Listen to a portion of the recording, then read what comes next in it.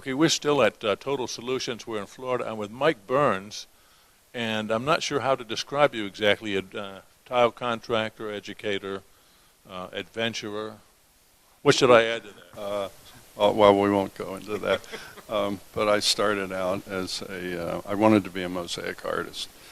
And I was always interested in that from the time I was 8. And Your family was in the business? No, my family was in a business. I'm Irish. I grew up in an Italian neighborhood, and when my Italian neighbors learned that I wanted to be tile, they said, "You can't do that because you're Irish." And so I was going to school at Maryland Institute of Art, and I wasn't getting anywhere with the mosaics, so my teacher suggested I go to California, because he said that's where all the mosaic artists will be. So I went to California in '68, partly for the Summer of Love. And when I got there, I discovered that there were no ceramic artists. So I thought maybe I'll get a job installing tile. And I went to the union, and they said, "Well, we're not interested in hiring you. You're a college guy." And I kept looking for work, and finally I found a job as a helper to a tile repairman. I mean, you really couldn't get any lower than that. And at first I thought it was not such a good job. But what we did was tear out installations that had failed. And in doing that, I learned how to read the signs, water stains and rot and whatnot. And maybe you learned more that way than if you went to school to learn it the right way. It really was a great way for me to learn, because I have a science background. And actually, I think the more interesting things are the installations that aren't working properly. You know, if you look at an installation that's okay, you aren't really looking at it. It's part of the ambiance, and you really don't notice it. But when there's a problem, you notice it.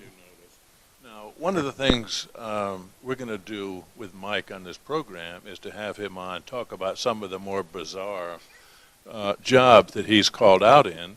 And you also have a most interesting company that you're involved in. And you travel all over the world and do these bizarre things. So I'm sure there's going to be a lot of stories here. And talk about the company that you're involved with right now. It's called the Team of Flooring Inspectors. The largest application for tiles on floors, and people are walking on it, and it takes a beating. So if there's a problem, an installation problem or a material problem on a floor, it's going to show up pretty quickly, a lot faster than if the tile was on the wall. So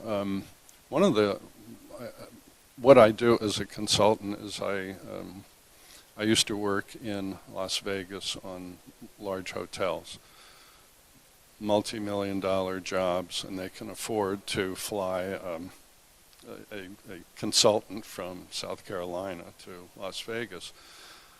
But most floors are in smaller buildings. This was to make sure that it's done right up front. No, this was to tell them what went wrong. Oh, okay. Something messed up. Yeah, something. So one of the biggest problems with a inspection is not really the cost of the inspection, but the cost of transportation and lodging to that site.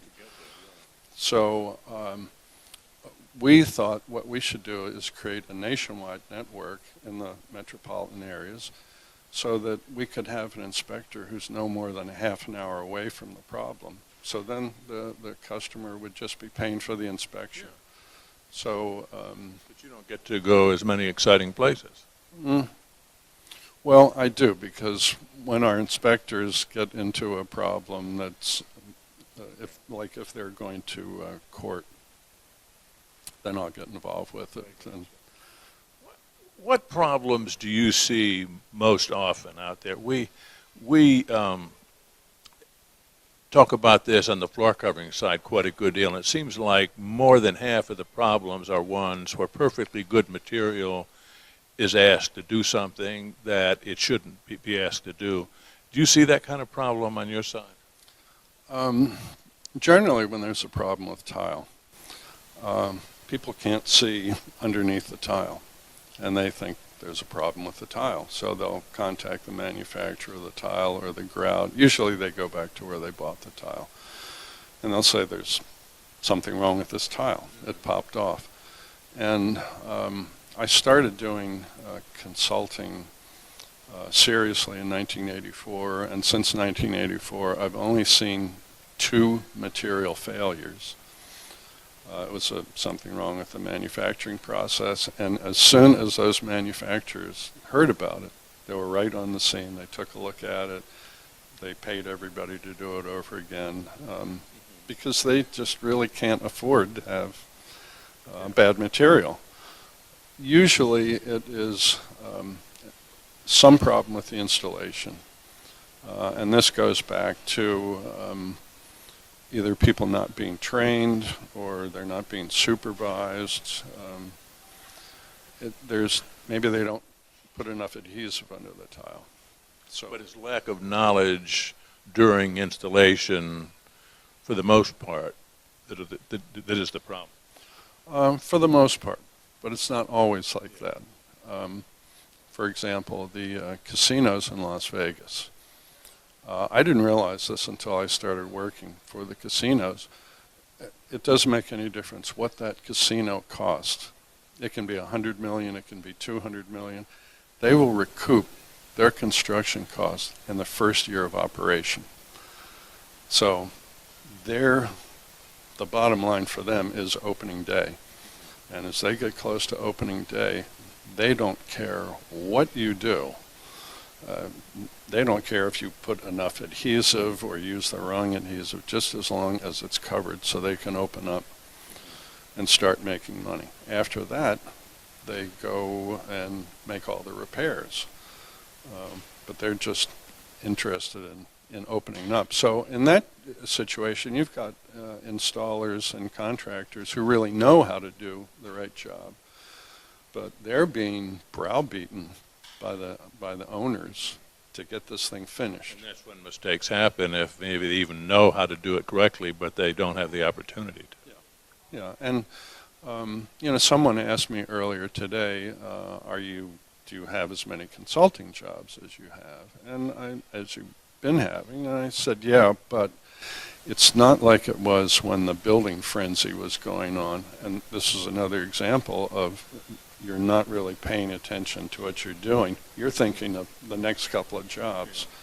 So you're in a rush, and it's like any other trade. You rush and the job is going to suffer. And we're seeing more and more of those kinds of problems because of just the pressure that's placed on people to get it done and get it in there, whatever it takes. Yeah, the cost is, there's most projects now don't have some padding in there where if something happens, you can take the extra time. It's all bottom line. If you take 5 bids from 5 tile contractors, you are going to pick the cheapest. Now, in essence, you do this all over the world. I mean, you just don't go to California. You go all over there. In Las Vegas, you go all over the place. Yeah, I'm very, very fortunate to be able to do that. Now, you had told me an interesting story that you were involved in about some, mosaic that was on the floor that ended up surprising you a great deal. Tell us about that. Well, I have always been interested in mosaics, and I had a client call up and asked me to fly up to Santa Clara to take a look at this, what he called a contemporary mosaic installation that had failed. And the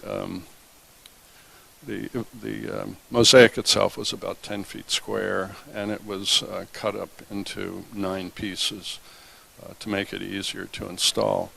And this is typical for a contemporary mosaic that's made in a studio. The installation contractor had never done this work before, and what happened after he set the 9 pieces, the next day he went in and all 9 pieces had spread apart. There was a gap of about an inch between the sections. And I went up and made a tool to saw it off the surface. And as I was removing sections of it, there was something about the cement layer underneath of the mosaic bits. And it looked to me like it was this material called pozzolana, which is it's a mixture of volcanic ash and marble dust and water. And it's 2,500 years ago, that's what the installers used to put their mosaics on.